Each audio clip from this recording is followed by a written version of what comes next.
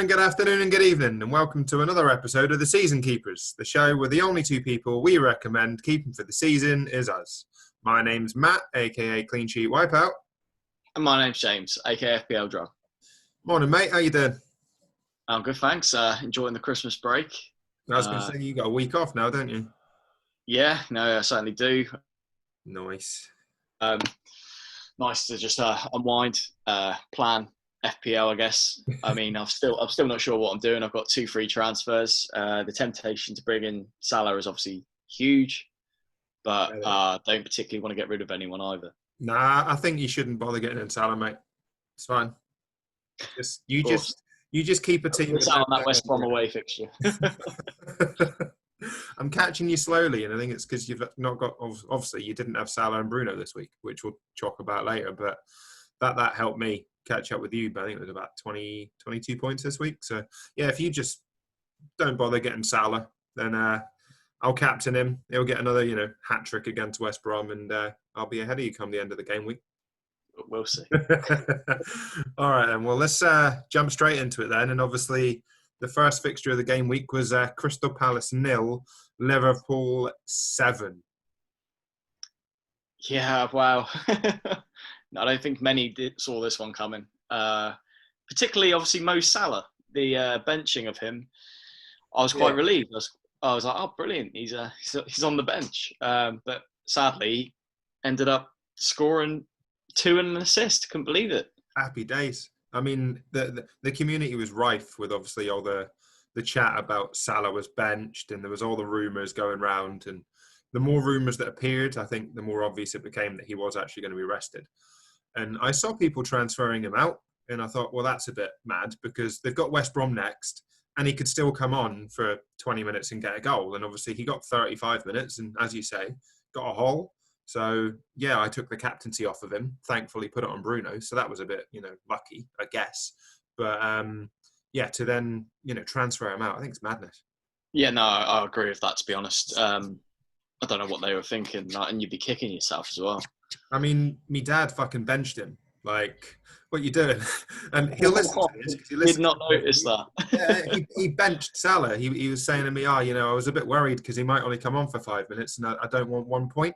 I'm like, it's Mo Salah. He's 12.8 million now or something. You don't bench someone that's 12.8 million. Yeah, exactly. He's capable of returning. He can be on the pitch for 10 minutes and score 2. Oh, he was fuming, honestly. He was so mad. Like, he messaged me and I was like, you're an idiot. Just... But yeah, obviously we saw 7 different assisters in this game as well for Liverpool. So I think everybody was getting involved in this game.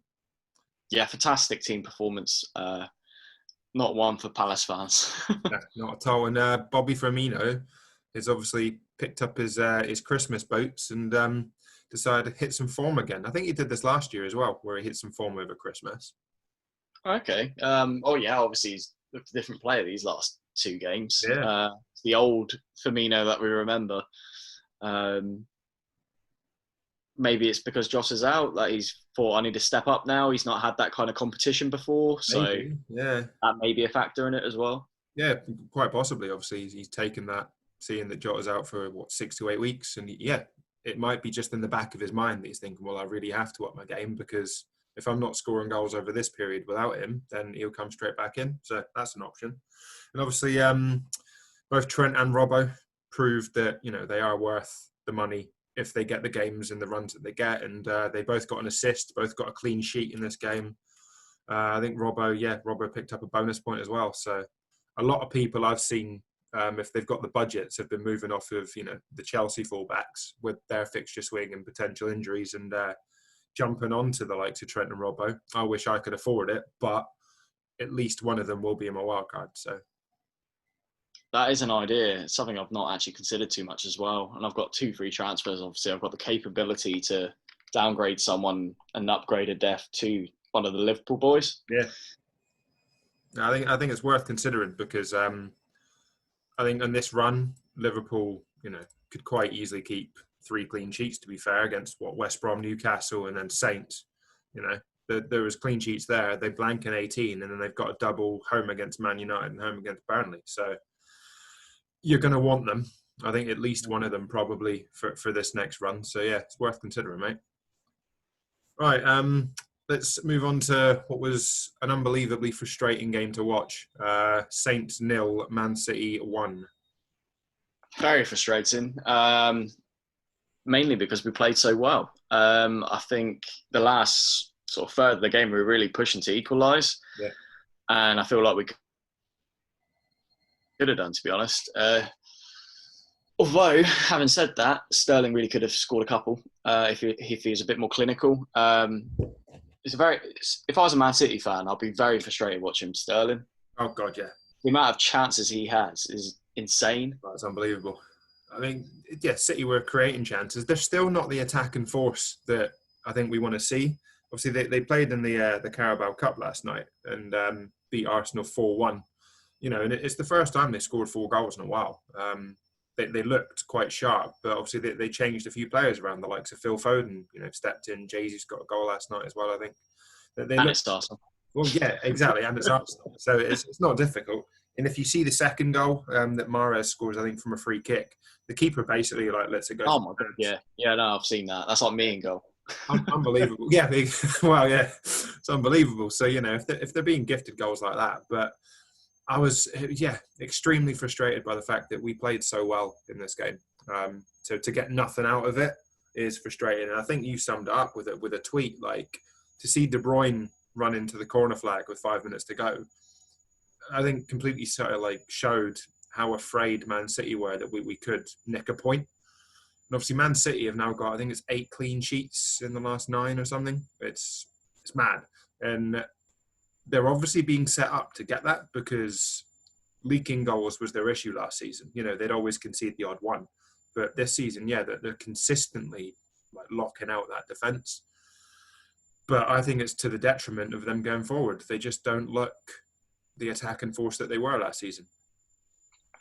Yeah, perhaps Pep Sport, with the sort of reduced ability they have going forward, like they've not been so strong this season, that maybe he's exaggerate the importance of shoring up the defence, just so they know if they only do score one, they can still win the game, obviously. I'm glad as a Diaz owner, who I brought in, obviously, you've done well had the own goal the previous week, but now got a 9-pointer. So now looking forward to the future with Diaz. But yeah, attacking-wise, it's still a bit worrying for Man City. I mean, I wouldn't really want to own Sterling, even though he's playing well. He's just a lot of money for what he is. Yeah, oh, definitely. Even KDB, I'm thinking twice, just based on the way City are playing. Is he really worth the money over Bruno? Like, Bruno's got about 20 more points than him. Yep, agreed. No, I'm in that very same boat. Like, they don't blank or double in the 18-19 fixtures. So I'm considering moving off of KDB in my wildcard. I know it sounds crazy, but once they play Newcastle, it's Everton and Chelsea's the next 2. And yeah, I just think there are better options. I might stick to one defensively, like you say, and that you've got that coverage there. But it's a real, going around my head that do I use KDB's value elsewhere? Yeah, exactly. I'm tossing around like a pancake in my head. Should we go to Everton Arsenal? Yeah, go on then. And a result I think most people expected. Arsenal lost again. It was Everton 2, Arsenal 1. Yeah, maybe, I don't know if Olsen's a bit disappointed that he didn't start this game based on the clean sheet away at Leicester. It's a bit strange for him to then miss out against Arsenal. May have kept another clean sheet for all we know.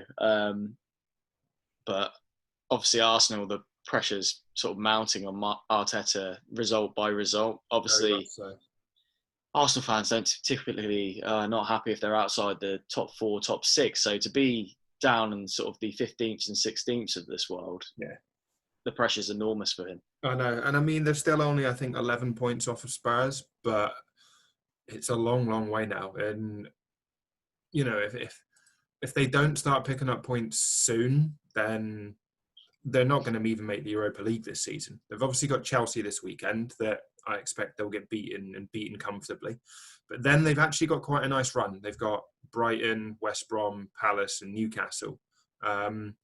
So they're going to have to pick up points in that run of games, those 4. If they can get at least 9 points, then, maybe things will change, but I can't see it. Like, I think Brighton will give them a really good game. They always do. You know, we had I think it was the Neil Maupay incident. Was it last season? We said, you know, like playing Arsenal was easy. So you've got that issue. Palace look a good team. I think Palace will give them a really good game. And it depends on what Newcastle come out. That's the thing. So I think teams would be confident that they can beat them. I think another thing I'd like to mention is Calvert-Lewin obviously getting another assist, which during this run as well, considerably difficult fixtures. So I've navigated that now, and I think I'm just going to keep on holding him. Like, these are sort of relatively unexpected returns, and I'll take them.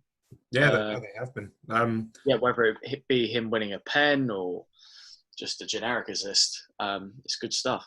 Yeah, there's a lot of chat, I think, in the community at the moment about whether you hold DCL or whether you get rid. And I think a lot of the wild carders, I mean, I've got rid of them already, but a lot of the wild carders aren't keeping him, mainly because of the whole, obviously, the blank double. And then I think the fixture run isn't particularly great. But like you say, he's consistent, whether he pops up with a goal or an assist. He's still only 7.9 million. And I think a lot of us forget that. Like, if, you know, Danny Ings is more expensive, for instance.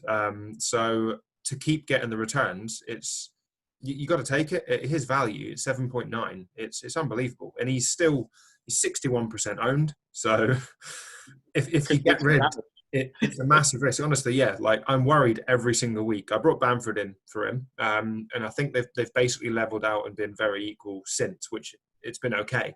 But had DCL hold in any of these games, I'd be fucked. Very true. A goal for Mina as well. If they were to keep clean sheets, with him being a threat from corners, similar to sort of Zuma, I guess, but for Everton, might be worth considering. Obviously, a lot more people own Zuma than Mina, primarily down to the fact that Chelsea sort of can keep clean sheets more often than Everton. But going forward, if they do get a bit tighter at the back or have some good fixtures, you could consider Mina. Yeah, no. Did you see his header? It was so good. Like, very good, yeah. Crank his neck, you know, the way he did, and ping it in the corner. Yeah, brilliant goal. But yeah, Everton were well-deserved winners again, to be fair, and Arsenal just continue to be the team you don't really want to touch. Right, let's move on to the next game of the day then, and it was Newcastle 1, Fulham 1, and a little bit of controversy in this game as well surrounding the sending off. Yeah, for me, I'm not sure if it was a red, personally. Yeah. For me, the foul took place outside the box, and it was a second yellow, so it should have been a red from the second yellow, and then a free kick. Obviously, how they've then looked at that and seen the fact that the tug in the foul is outside of the box, Wilson then carries into the box, sends Anderson off. Obviously, if Newcastle then score the pen, and then VAR obviously looked at it. The ref's gone, no, it's definitely a red card. The bloody FA have looked at that this week, and it's been overturned. And oh my God! Yeah, so Anderson's now red card has been rescinded. Fulham tweeted about it yesterday, saying, you know, they've already had their bloody goal. Exactly. So, you know, how a VAR review can then be overturned by another review panel is fucking ridiculous. I thought the whole point of VAR is to stop this controversy, and now they've effectively box it off. The wrong decision was made after a review. Madness. Well, yeah, the review and a review, which is in itself farcical. I think looking at the replays on the screen, I was saying, you know, and I think a lot of people online were saying that it's not a pen, it's a free kick, and yeah, fair enough, send him off for a second yellow because he stopped Wilson getting into the box, but it's not a penalty because the foul doesn't take place inside the box. And in the end, in my opinion, Wilson dives in the box to win the pen, scores it, you know. Wilson once again gets a goal, but yeah, there wasn't much contact, to be honest. Yeah. Yeah, so I think Fulham can feel hard done by there, to be honest. One key moment for me in this game was Richie's own goal. I loved it. I know. He looked so shocked afterwards as well. What the fuck happened there? We're obviously, as Saints fans, we're not keen on him. Played for Pompey and Bournemouth. It's always nice to see. Always scores against us as well, the prick. So it's nice to see that happen to him, to be honest. Yeah. I was really excited because obviously I had Bobby Reid, and when I saw the lineup initially and he was benched, I was kind of expecting it because obviously he picked up the knock midweek, but then he came on because they had an injury during the warm-up, and he missed 2 sitters. Like, there was one volley that came across that I thought he should put that away, given, you know, the screamer he scored a couple of weeks ago. Didn't slot that one home, and he had another chance. So on another day, it would have been a brilliant differential for me, and instead he just gets 2 points. So it was a bit frustrating to watch. Like, it made the game more exciting for me, knowing that, you know, I had him as a differential asset. But I think in the end, it was probably a fair result, like the Newcastle one, Fulham one. But Fulham, yeah, definitely hard done by in terms of having to play the rest of it with 10 men. And then, rightfully, in my opinion, they've had that straight red card rescinded. So they'll have Anderson back, because I think he's been a real good defensive asset for them. And they've definitely improved at the back. Right, let's jump on to the Sunday games. And the first one was Brighton 1, Sheffield United 1. And a little bit of a shock, in my opinion. Yeah, a nice, decent game. Obviously, Sheffield United are going to feel fucking frustrated to blow it so late. Exactly. They could have got the first win. A real confidence booster for them, maybe something to build on. But I guess they didn't lose is something. They've got a point, up to 2 points, but I don't know. It would be a bit of a blow for them, I imagine.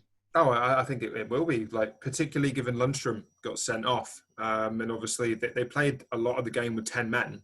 To then get so late in the game for them to allow Danny Welbeck to get in and get a goal and obviously take away a massive 3 points must have been such a killer. Like, that dressing room must have been so down from the end of the game to lose it so late again. And obviously, I think you could see there was a little bit more passion in Sheffield United, particularly when they went down to 10 men. And they were making foul after foul, in fairness. Like, I think they had, five yellows in the game.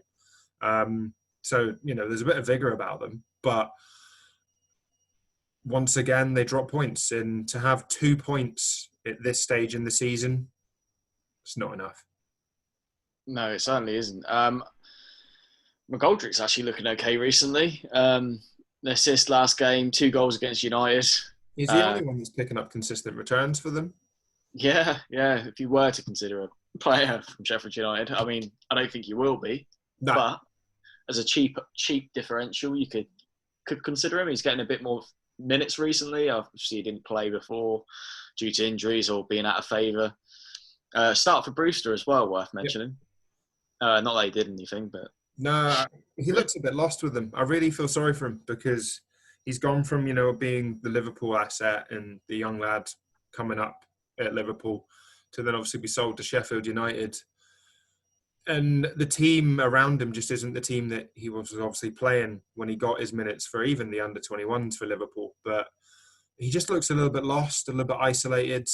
I think he's starting to snatch at chances rather than, you know, take his time, and it can't be good for his confidence. Even at 4.5 million, I think I wouldn't go near him at the moment. Right. The next game was obviously Spurs 0, Leicester 2 in a surprising result, in my opinion. It was a hard one for me to call, to be honest. I wasn't sure if Spurs or Leicester were going to win. I imagined it to be a sort of high-scoring score draw around that kind of result, a 3-2 or 2-2. Yeah. But to see Leicester win 2-0, I didn't really see coming. Obviously, as a Kane and Son owner, in addition to Vardy, I kind of wanted a high-scoring game. But I'll take it because I don't think too many people are on Vardy. No, and I mean, he obviously got the pen. It was a reckless challenge, like in the last minute of the first half to steam in that way, you know, take his man from behind. Poor. in my opinion. And obviously Vardy then steps up and slots the pen away. And then the most fortunate of assists to then head it back to Toby Alderweireld's thigh. And then it obviously bounces off of him and flies into the net. At that point, I was just like, for fuck's sake, because I knew you had Vardy. I was like, mate, that just sums it up. That's guaranteed bonus points there. I think he got three bonus. I think both Justin and Fofana were actually ahead of him in the BPS at that point, because obviously they had the clean sheet. And then, as soon as he gets the assist, he jumps up again. Fuming, fucking fuming. Oh, I was delighted. That's the sort of returns he gets. So it'd be a scrappy goal, come off someone's head, an own goal. He's just in the right positions. Well, he's so consistent. And obviously with Leicester, they're one of the teams that double in 19. So I think come 19, Vardy's going to be heavily owned. 2 good home fixtures as well. Yeah. I think it's Saints and Chelsea that he has. Yeah, and still surprising, he's only 25% owned. So when he does get these big returns, it doesn't hurt as much as, it could with the likes of DCL. But that'll inevitably increase come January. Yeah, well, he kind of saved my game week, to be honest, because not owning Bruno and Salah, he kind of almost cancelled out one of them, which helped me. Fair point.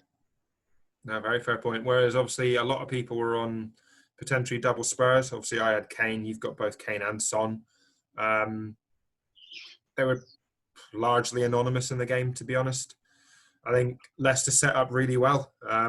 Spurs failed to create too many chances. I think they tested Schmeichel a couple of times. There was one really good save, like an unbelievable save from Son in the second half, I think it was, where you thought Son steaming in at the back post. I thought it was a goal. Parries it out, and then obviously it misses Kane. So that could have been the returns that you guys wanted. But I think Mourinho will probably be frustrated given the performance and expecting them to turn it around this week, to be honest. I think so. Let's move on to the absolute thriller that was on Sunday. And one that I think we both predicted there'd be goals, but I didn't expect it to be this many or in this format. It was Man United 6, Leeds 2. Well, we both predicted Leeds to win, so I don't think either of us saw this coming. The start from McTominay was just unreal. Unbelievable. It was just like the seas parted and he just charged through the middle and slotted it home. Very clinical. So quickly. Yeah. It's like watching like prime bloody Frank Lampard or something charging through the middle. Yeah. But fair play to him. He took his chance as well. He's got 2 goals. Obviously, no one owns him, but no. But it was good. It was a good set of goals. Even though I wanted Leeds to win, it was still good to watch. Yeah, and in fairness, I think Solskjaer set up really well. Obviously, they dropped Greenwood again for this game and brought in Dan James. It looked questionable to start with, but his pace caused Leeds all sorts of problems on the counter-attack.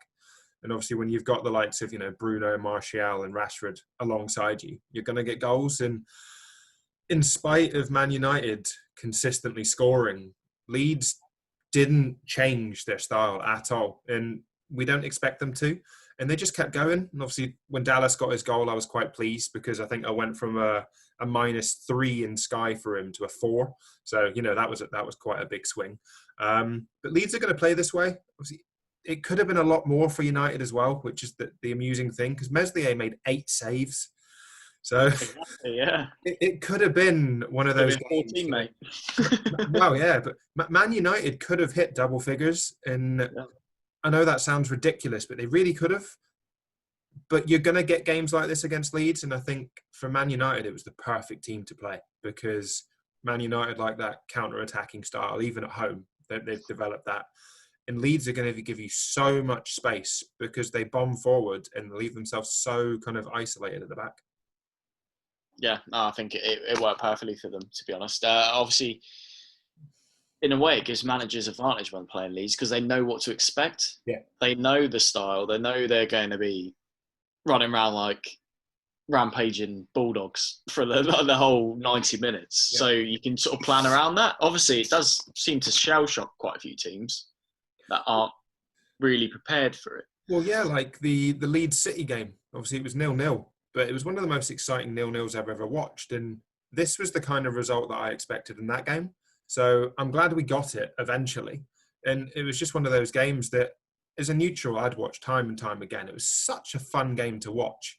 I didn't give a shit about, the defending, because it's one of those games you just want to see teams enjoying playing football and enjoying bombing forward. And that's what they did. Yeah, I loved it, to be honest. I love the passion. Like, I love the whole, we're 6-2 down, but we're still going to keep running for every ball, every challenge, every tackle. Like, that's what you want to see as a fan. Oh, God, Even though you're 6-2 down, fuck it. Like, they're putting everything into this. Oh, I know. And it was so frustrating to watch as a Bamford owner, because he could have easily had 2 or 3. Like, he had the chances. And on another day, it probably could have finished 6-5, 6-6. And what a talking point that would have been. But yeah, even this, like 6-2 to United, I loved it. And I just really hope we see more games like this. And I think we're going to when it comes to Leeds. They're just so fun to watch. Obviously, they beat Newcastle one week 5-2, and then the next week they lose 6-2. It's the type of football we want to see. And, the longer they stay in the Premier League with us, the better it's going to be. I really hope Bielsa sticks around. I think he's brilliant for the club. They're going to get a hammering occasionally, but they're just such an attractive team to watch, and one that a lot of people used to hate Leeds as such. I don't think you can at the moment. I think, they're just one of those teams you want to see perform well. Yeah, agreed. I think it's a very pure style of football that we want Leeds to stay in the Prem for. Yeah, absolutely.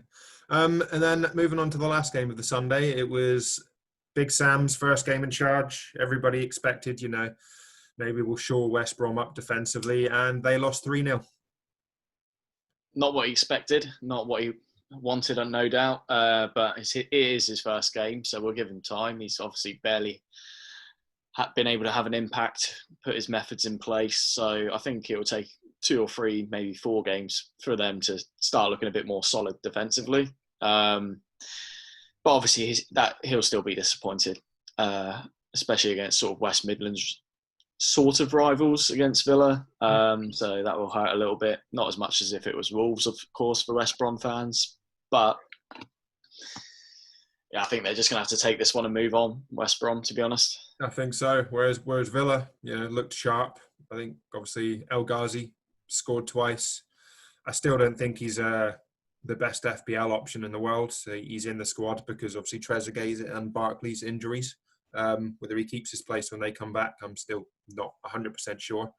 Grealish, obviously, up until the 10 minutes to go, didn't have anything. And then, obviously, he won the pen and then got the assist, which was quite good to see him get 2 assists at the end of the game. Managed to scrape into the bonus points there. But he just continues to be the driving force. He's effectively like Villa's Bruno Fernandes or Man City's KDB. The team is evolving around him. And I think at times he looked frustrated, like we spoke about last week.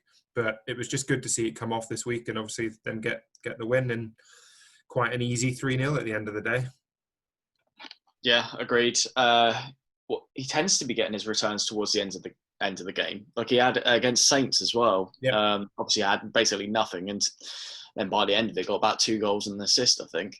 And similar story here, to be honest. So whilst it's frustrating if you're an owner watching him, I guess he can return any point in a game. Oh yeah, and I think it highlights Villa's drive, because that they don't give up. They keep going till the end, and it's good to see as a club. Obviously, they've got Crystal Palace this week, and then they've got a tough run of 4 games.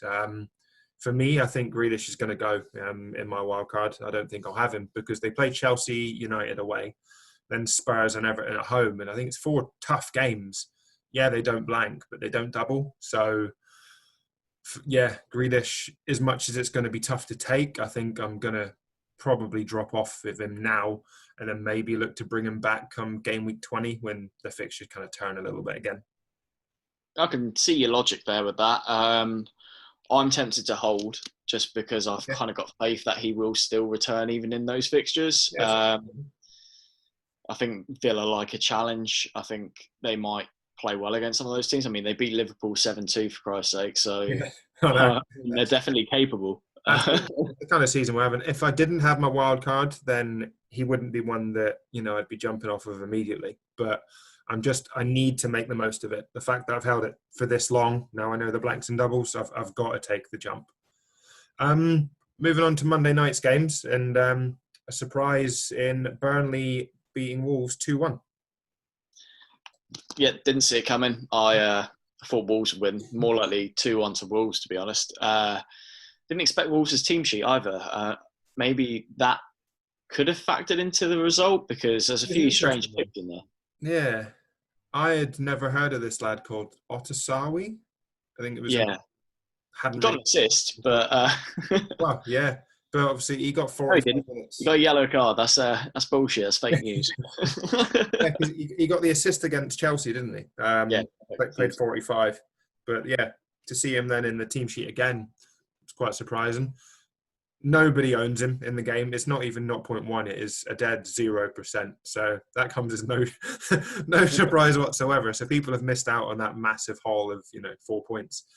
But yeah, Burnley looked quite sharp. Could have had a couple more, to be honest. I think Patricia made 2 really good saves. One particularly from Chris Wood.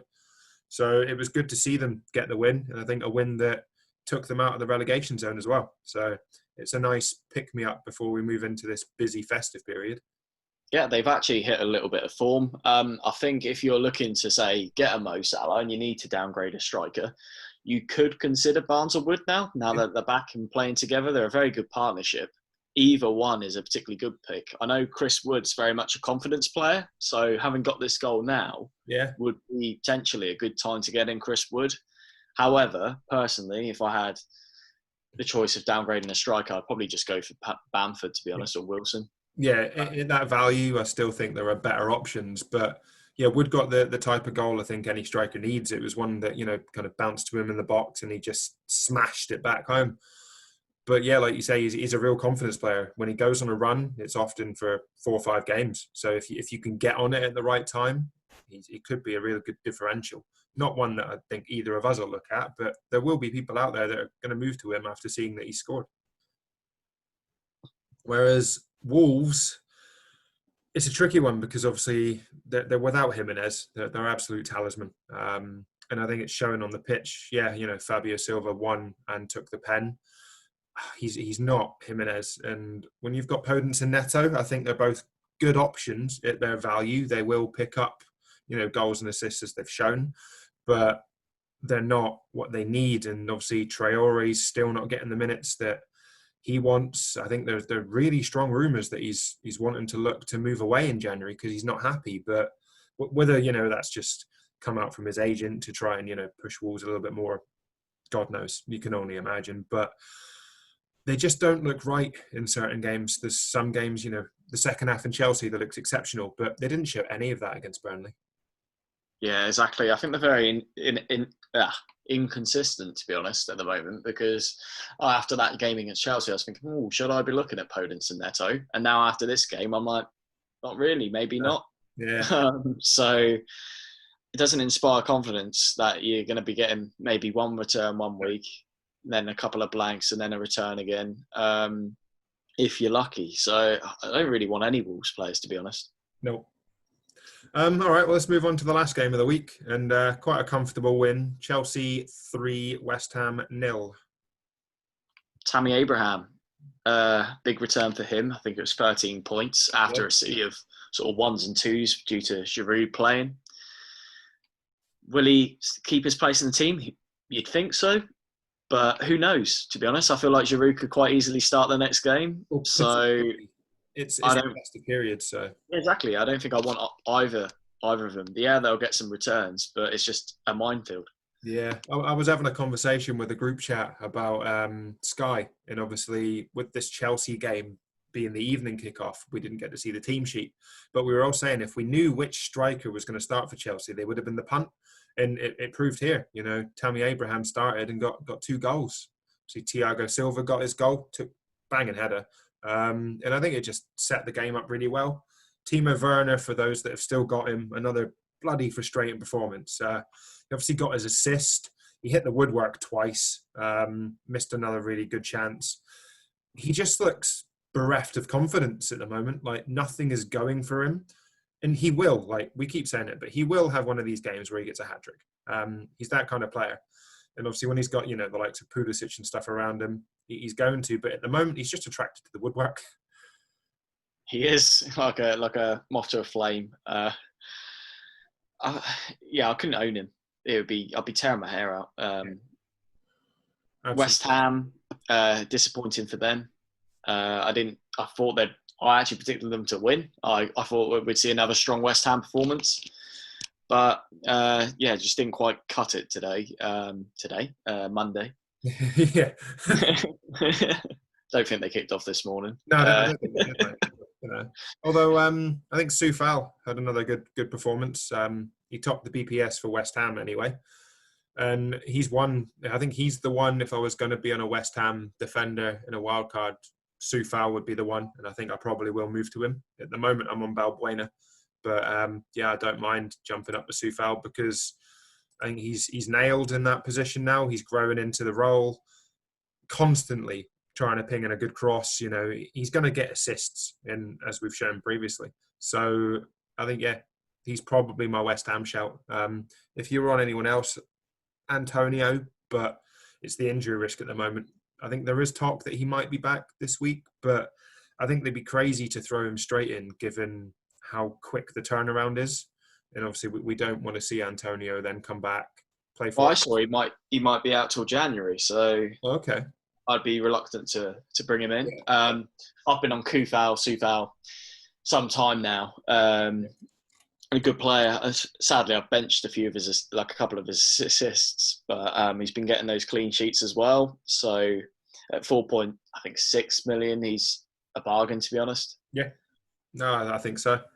All right, well, shall we look at our FPL teams then and see how we got on? Okay, I'll go first. Yeah. So for those of you on YouTube, you can see I'm on 63 for the week. Slight red arrow down to 475k. 3 points from Johnson in goal. I benched Martinez. I wanted to hedge my bets between Johnston and Target, so I wanted to have one Villa, one West Brom because I felt like West Brom could get a clean sheet, and I didn't want to miss out on that. No. Zuma, Target, and Diaz are back 3, all getting clean sheets. 6 from Zuma and Target, 9 from Diaz with the bonus. Very happy with that. Midfield of KDB, Lookman, Grealish, and Son. The 2 returns there from De Bruyne and Grealish. A bit disappointed from Lookman and expected a little bit more from Son as well. A front 3 of Calvert-Lewin on 4, Vardy on 12, and my captain Kane 2 double to 4, which obviously hurt a little bit. I went Kane over, say, Vardy because I fancied Spurs to be the better of the 2 teams. And it just didn't go that way, to be honest, which is sad, but we move on. Thankfully, not too much on my bench other than Martinez. No, there you go. And to be fair, Kane is the option that a lot of people, I think, were going for because of his record against Leicester. So, that was one thing that a lot of people considered. And then I think he just got unlucky, to be honest, mate. It's a tough one to take, but one that I wouldn't probably dwell on too much. Whereas I had quite a good week. I ended up on 85 points this week, which is the green arrow that I needed, to be honest. I jumped from, I think it was 1.2 million up to just under 900k. So can't complain about that. Obviously Johnson, I've got the West Brom double up. So Johnson's just been the stalwart on my team. Some decent returns from Zuma and Target. Frustrating to obviously see Ayling on the -1 when Dallas once again was the one that got the goal. I think Ayling is going to go on my wild card because out of the 2, you want to kind of be on Dallas. He seems to be the one that's getting the more consistent returns. My midfield is what did it for me. Obviously, I had Salah came on for 35 minutes, got 16 points. Captain Bruno Fernandes for his 34 points. Then obviously De Bruyne and Grealish, 15 between them. And then once again, something that I'm quite used to this season, my front 3 getting 6 points between them. So that was frustrating. I would have loved, Kane or Bamford returns. Like we said, they both, could have and probably should have got something. So Had it been a slightly different week, I might have even been looking at the 100 club. But I'm going to take 85 points. Can't really be complaining about that. That's a very good week. One to build on, I think. Definitely needed it. Like I've said, though, I've still got my wild card, which is something that I'm probably going to play after game week 15. I considered doing it now, but I really want the views of the team sheets and stuff from this week, because I think certain players that play, say, Saturday might not play Monday.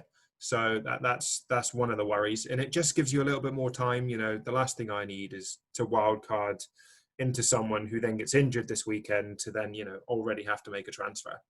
But we know, thanks to obviously Ben Crellin and then obviously the fixture announcements, we've got the big blank game week in 18 and then the double game week in 19. And then obviously we've got the double game week in game week 26 and the blank in 29. And that's come about because the Carabao Cup final has been moved from, I think it was 26 through to April now. So it frees up that slot. So games could and probably will be moved into there. And at the moment, it's even predicted 26 might be a massive double game week. So there's a debate to be had there. Like, I don't know about your opinion, but would you then look to maybe build a squad once you get the announcements of those fixtures from, say, 22 up to 26, and then you wild card into a team for the blanks if you've already used your free hit, for instance, which I'm using in 18. I'm not sure if you are yourself. Yeah, I think I'm using my free hit in 18. So I'd probably be building using free transfers in weeks in advance. Yeah. But however, you've obviously got to be mindful of potentially ruining your team or having players that you don't want to have in those 4 or 5 weeks for the sake of 1 week. Yeah. But yeah, it'd be a slow organic build for me, I think. Just making one or two changes, looking ahead, that I'm happy with in the weeks leading up to as well. I think we've got too mental about it. Well, I think we've got two options. And the more I think about it, the second option might be the better option, because you could, like we've said, you could build to the double and then wild card when we have to deal with the blanks. But it might be better to wild card when we know the fixtures into the double. And I think it was something that Ben Crellin touched on as well, that I read, and actually made a really good point that perhaps because we're not then bench boosting, if you've already bench boosted in 19, for instance, you could then have 4 blankers sat on your bench. So you've already got 4. And then you've got 3 weeks to potentially use transfers to then at least have 8 or 9 players in the blank. And depending on those blank fixtures, that might be all you need if some of the fixtures are shocking. So I think that's a potential option. And then you've not spunked your wild card on a blank game week. Yeah, no, that is a potential option. Yeah, it's a tricky one to navigate, to be honest. I'm going to have to think about it a bit more. Yeah, definitely. All right, well, let's jump into another game that, in my opinion, takes up a lot more of our time than planning for FPL does, and that's Sky. How did you get on this week? Yeah, so I won't share my screen. I've got 94 points and 91 points. Nothing to shout about particularly. One of them, I didn't captain Bruno. I thought I'd be brave and captain Kane. Didn't pay off. No. That was in my better team as well, so bit disappointing. But I'm going to sit down today or tomorrow and plan sort of the next few game weeks. So I might share my thoughts on Twitter. But obviously, I think it's becoming clear to me that captaincy is so important in this game. Massive, yeah. I mean, obviously, I forgot at the weekend my captaincies, mainly due to the fact I was driving from Manchester back down south. And that kind of occupied my mind. I thought I set it on the Thursday or the Friday. I must have set it on the Wednesday and it reset or whatever. So I clearly didn't set my captains for the Saturday. At least you didn't miss out on a massive hole though, because I think it was KDB that you missed out on. KDB on both, yeah. So it was only 7 points that you missed there. Yeah, it could have been worse. If I did it on the Sunday with Bruno, then I'd be head in hands. But So what rank are you at the moment then in both of your teams? So I'm 5.5k in team 2, and then team 1's like I think about 26. So a lot of work to be done. I'm seeing like I treat team 1 with a bit more like risk. Like I just want to try and propel up the ranks. So I'll try and consider a few more left field picks. Sometimes though that doesn't land and it just makes it even worse. Yeah. Whereas I'm making the sort of safer, more calculated decisions in team 2. But yeah, I'm thoroughly enjoying the game regardless of where I am at the moment.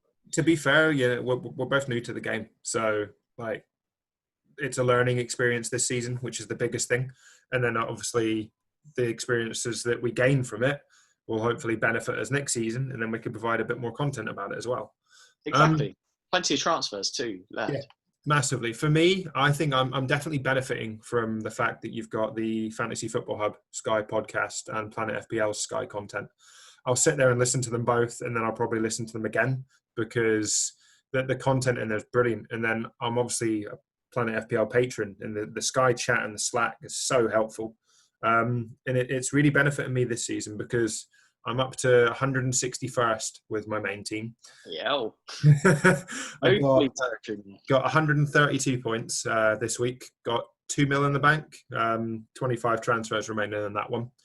There's, I think, probably one move I want to make, and that's I really want to bring in probably Kane for the Spurs Fulham game come the end of this week. How I'm going to do that, I'm not 100% certain yet. I need to look at the fixtures. It will probably be for KDB as an option.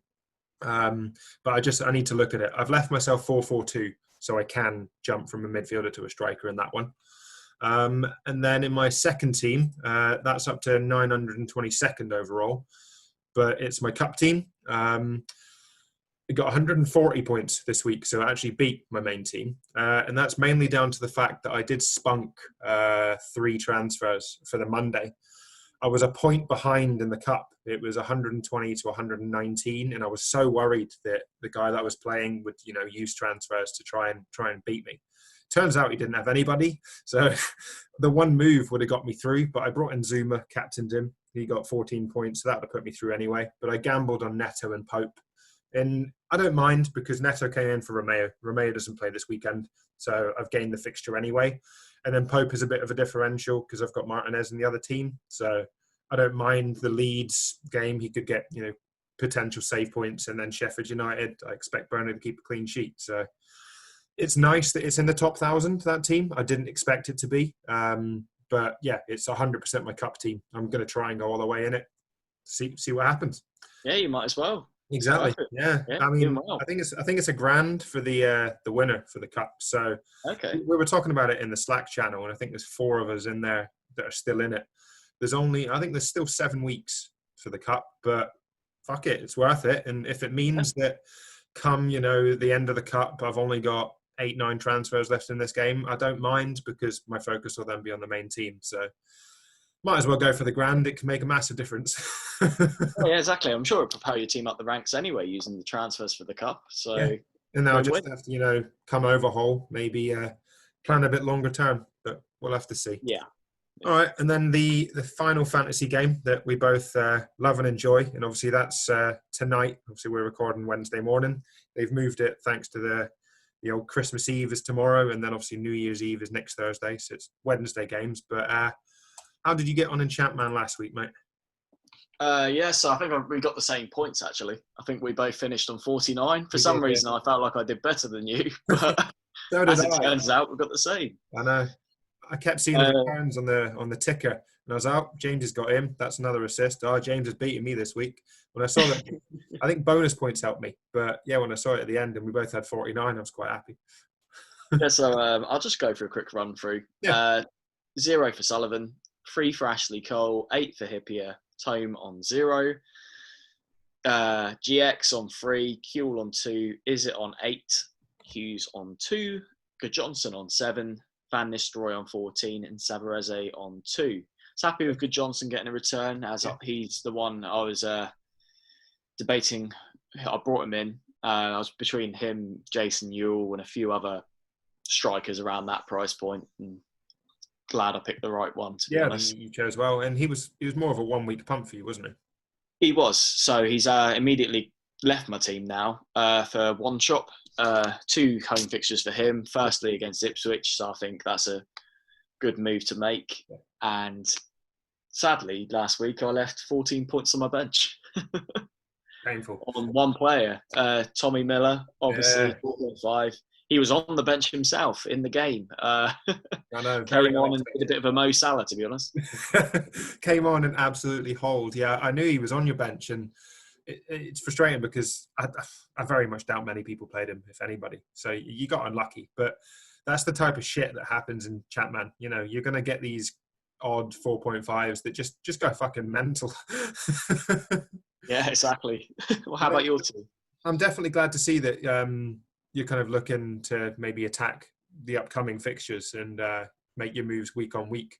Like the whole Good Johnson, you've jumped on, you've got an assist, now you're jumping off and going to one chop. And I think the sim data shows that he could return and return really well this week. So yeah, definitely a good move there. And it also frees up some funds that you can, look elsewhere next week. Definitely. Good tactic. Yeah, for me, the points were quite well spread, to be fair. Midfield, frustrating again. But you had Jaskalainen, obviously he got bonus points, so he got 5. Lauren 1, Hippie at 8, Sylvester 3, Galley, I played him, got 2. He came off early, but not early enough to keep his clean sheet.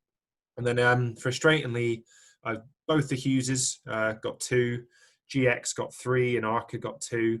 And then Viduka got 7. It was nice to at least get a little return from him. And then Van Nistelrooy, obviously captain, got 14. Craig Kemp did a pod. I think he released it late last night. But he made a really good point with regards to the midfielders. There's some cracking options in the 7 million midfield range. But so tricky to get on the right one because of the fact that there's so many. Rarely do more than 2 get there. So it might be worth looking at the more premium asset in, the likes of Selakovic and Veron, and then downgrading some other midfielders, because a lot of us have got 2, maybe even 3 around the 7 million bracket, and it might be too much. So it's something that I'm going to seriously look at in the next week or so. But for this week, I've taken out Sami Hyypiä and I've brought in Ian Hart after the team leak. I know he's frustrating and he gets benched for Harpal Singh, who then, holes when he plays, and it should have been Hart's returns. But because I know he's playing, I think it's worth the risk. So that's the move that I've made. And I'm really looking forward to tonight. I know the boys want to make it a bit more of a festive occasion, have a few drinks. No doubt the chat will be rife with everybody getting pissed by the 40th minute. I think there's even a kind of drinking game that's gone around. Absolutely, yeah. I think it was Bricky that started it last season, I think. So yeah, that's come around.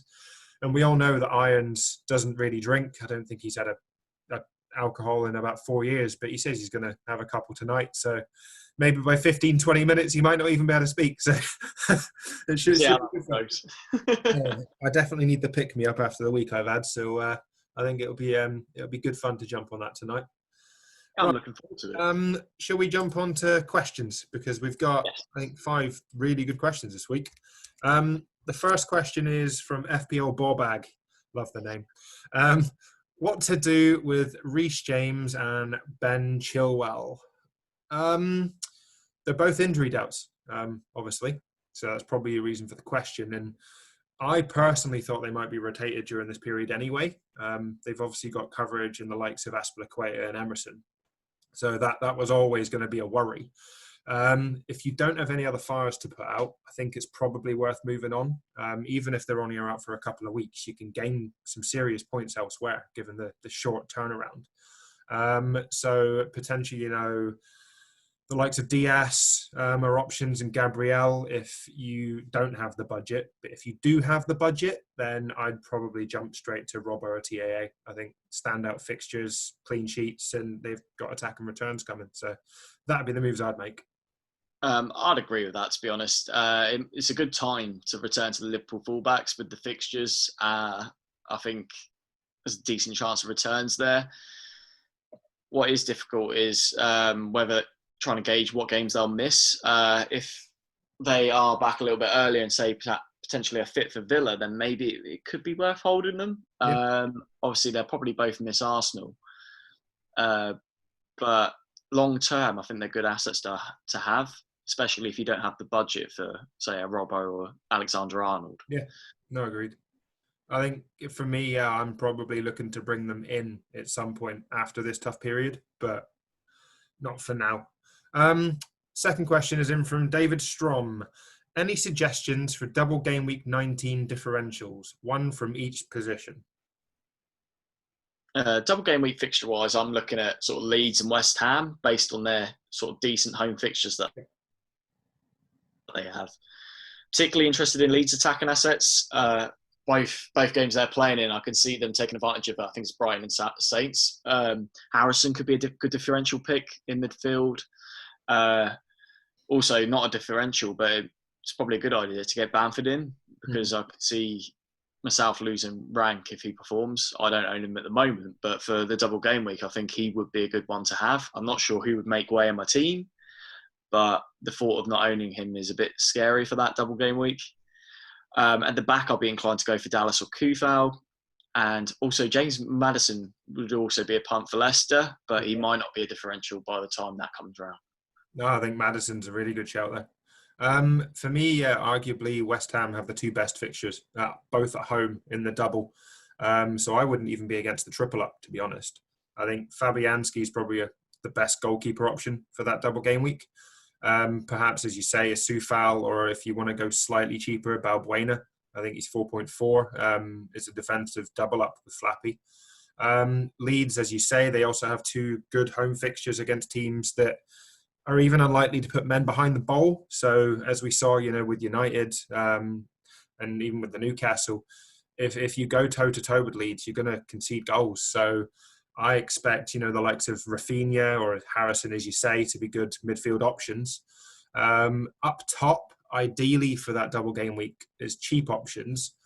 Antonio or Ings, but the worry is obviously fitness. So you want to kind of see consistent games from them before you jump on. But yeah, I'd probably those two guys as good differentials. All right, question in from FPL Thomas. Hope you get well, mate, by the way. I know he's got COVID at the moment, so fingers crossed that he's sure up for Christmas. But I hope you get well soon, mate. Do you guys have an eye on any other fantasy games you'd consider playing next season? Also, what would you say is each other's worst habit? Ooh. I'll let you go first. Well, I'll play official FPL, Sky, Chatman, the Scottish FPL, and the Telegraph because you get 5 teams for free. I'm actually doing okay in that. I've got like one team about 800, but I've used a fair amount of transfers in that. But I don't think I'm going to play any more. I think that's plenty for me at the moment. I don't think I could handle any more. With regards to annoying habits, Matt's not too annoying, to be honest. I can't even think of one, so I'm not going to say one. I'm amazed. I genuinely thought you'd say that if I want to do something, I keep going on and on and on about it. Yes. No, that is one. Because every time I'm with you, very persistent. If he wants to do something, he gets an idea in his head. He will be very reluctant to not do it, basically. Yeah, I keep mentioning it. I mean, it's mainly because every time we're with other people, the term Museum Island constantly comes up. And it's from a trip that we went in Berlin, and I really wanted to go to Museum Island. And I think the more I said it, the more you guys were just taking the piss and saying, nah, we're not going to go. And I was so frustrated because obviously I'm an architect, and it's the one place that I really wanted to go to. We'd seen the other sites. But yeah, I think that, to be fair, I'll admit that's probably my worst habit, that if I get an idea in my head, I don't shut up about it. We did go then. For me, again, honestly, I don't think I'd consider another fantasy game. I'm playing Sky, Fan Team, FPO, and Chatman. Takes up a lot of my time as it is. I'm not that interested in the likes of Gaffer and the Scottish FPL because of it. Like, I'm interested in their fixtures and I'll try and keep up with the games, but I won't necessarily play it if I can't kind of keep up with it. So that's a problem. James, I'd say your most annoying habit is, I guess, similar in a sense that obviously if I want something, I'll keep going on about it. If you want to get somewhere, you're getting there, even if you're with a group. So you'll always walk like 3 or 4 meters ahead of everybody else, storming through crowds. And we're like, James, just fucking slow down. You can walk with us. But yeah, off you go. So I think that's probably your most annoying habit when we're in a group is, you just fuck off. I'm on a mission. You are, absolutely. I mean, you can walk quick, to be fair. So, all right, question in from FPL Talking Points. Are there any advantages to using the first wildcard in game week 15 versus using it in 16, vice versa? For me, if your team is in a poor state with recent injuries, then perhaps it's worth pulling the wildcard a week early. However, I'm wildcarding after 15, and it's mainly because the last thing I need is injuries to crop up. Plus, we might then know a little bit more about possible rotation. One of my worries, I was considering Jamie Vardy, for instance. And I think it was James on Planet FPL that raised it, and it's a brilliant point. The fact that Vardy, if he plays 90 minutes against Man United, with this ongoing hip issue, where, he looks a bit like an old man when he walks off the pitch, is he then likely to start against Palace 48 hours later? So that's a big consideration for me. I'd agree with you, to be honest. I think it does depend on the state of your team. If you're not happy with it, then go a week early, do it in 15. But you do get a bit more information for wildcard in game week 16. You'll get a feel for who's potentially going to start games, who's going to miss out on games. There'll be press conferences with regards to like rotation. We'll get a bit more information. So it depends on the state of your team. Yeah, and when you say about the press conferences, obviously it's a really short turnaround. I think it's 16 hours from the last game in 15 to the first in 16. And it might be worth waiting until the morning of 16 if you can, because you'll potentially have the embargoed the embargoed talk from the press conferences. I don't think it's released until at least like 10, 11 o'clock at night. So you'll have that news and you might have a short turnaround to do it. So I'd maybe plan your wild card now with a view to playing it before 16, but just have the consideration in there that if you get some news, you've got alternatives. Right, final question in from Craig Camp, and as we said, another brilliant pod from the lad. Really enjoying the short podcasts that he does for Chatman, and I quite enjoy chatting to him in the group chats as well. Would you do Sylvester Hart as a 2-week punt for a free transfer? I would personally, especially now that we've got the news that he's starting. He's already in my team. But yeah, we got that news. I think it's a decent move to make. Yeah, obviously we had the team leaks this week. They gave, I think it was 2 players from each team. It was Man United, Leeds and Arsenal. Arsenal's leak looks like they might be rep 12ing, which is a huge worry, particularly for Henry owners. I think we've both got an Arsenal defensive asset, so that's a concern. Man United, I think it was Emerson and Chadwick. Emerson plays because Roy Keane's injured anyway, and Chadwick might come in for the likes of Beckham or Giggs. He occasionally does, so I wouldn't worry about that. But yeah, the main one was obviously Ian Hart starts. So for those owners that they've got him, and that's the reason why I've made the Hippier to Hart move. Hippier's got 3 away fixtures. Hart obviously has 2 home fixtures, so I'm taking that 2-week punt. I've done it on Hippier. If you've got a Liverpool asset, I'd maybe make that move rather than Sylvester. I like Sylvester as bonus points and as assist and occasional goal potential, but why not have a little bit of festive fun, mate? Make the move and see if it pays off. You might be cheering tonight with a couple of beers. So good luck. Right, well, good luck to everybody for this week. Obviously, it's the festive period. We're all inevitably going to eat too much, drink too much, and try and make the most of even the Christmas day that we're allowed. It's really unfortunate for those that are in tier 4, and honestly, my heart goes out to them. Like, Christmas isn't going to be the same this year, but as a community, we've got to stay behind everybody. If you need, a chat, DMs are always open, and I think we just got to make sure that we're there for each other and try and enjoy the festive period and enjoy the games that are coming up. Yeah, agreed. I echo those thoughts. There's a lot of action over the next few days to look forward to. Stick the telly on. Enjoy it. Just don't miss your captaincies and don't miss your deadlines. No.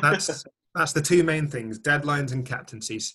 Right, well, obviously we're going to record probably New Year's Eve, I think we've agreed, for next week, mainly because of the quick turnaround in games. It felt wrong to do it during a game week. So we're going to try and cover off both of the game weeks on New Year's Eve. So it might be slightly extended, but at least we'll have a lot of content for you. I just want to wish a Merry Christmas to everybody. Obviously, good luck. And it's been a pleasure talking to you, James. So it's a bye from me. And goodbye from me. See you later, guys.